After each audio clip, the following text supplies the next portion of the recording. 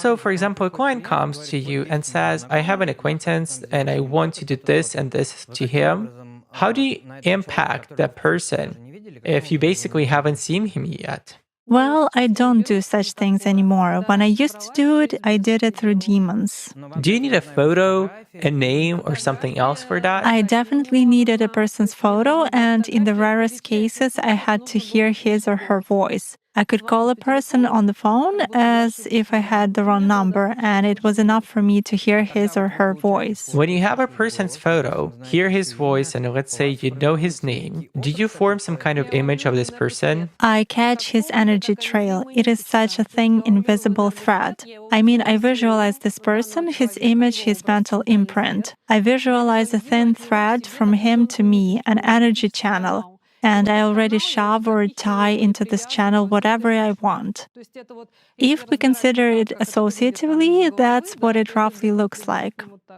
So you find a person somewhere in the world of energies. Yes, sort of on the astral plane. Does he feel anything at that moment? What do you think? Well, he may have a flush or a fever, or a person may stumble suddenly or begin to wander in speech. This can happen. When you work through dark forces, a person often wakes up at a certain hour during the night. While working with a person, it is especially done on holidays, because on holidays, a person usually drinks alcohol. On the New Year Eve or on the 8th of March.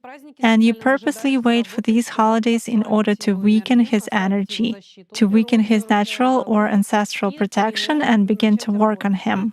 So when the person is drunk, Yes, definitely.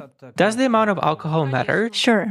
If a person is drunk, he sleeps. He has no control over himself. He loses awareness. So he's already vulnerable. Basically, alcohol lowers vibrations instantly, then it is easier to work. It is easier to attach an entity, and it is easier to take possession of a person's mind. Does it mean that it's more difficult to influence a person if he keeps his thoughts in purity? Yes, absolutely. When faced with various religions, it is very difficult to influence Muslims. They are in a constant connection with the egregore. They do namaz every day and read prayers on a daily basis. They are constantly under some kind of a dome, so it is very difficult to influence them. When you start impacting a person, he begins to address in a prayer. Indeed, many of them are very different from those who come to church only when everything is bad in their life. They come to pray, and then for 5 years they forget about God, some canons, and so on. Muslims, as a rule, passionately believe and passionately give energy to their egregore. And this egregore protects them very well. That's why it is very difficult to work to make any kind of influence on a true Muslim believer. Is this some kind of a good egregore? Well, for them, yes. This egregore is good for adepts who contribute good energy to it. How do you sense it? For instance, you have found an energy trace of such person. What's next? Do you try to drag him somehow to visualize this thread and you fail? Or how do you do that? It disappears. I cannot get a grip on it. I focus on it, but something immediately knocks me out of the flow, just like that. Or I visualize a person in front of me clearly and can affect him even at a mental level, but some image is not created in my mind at all.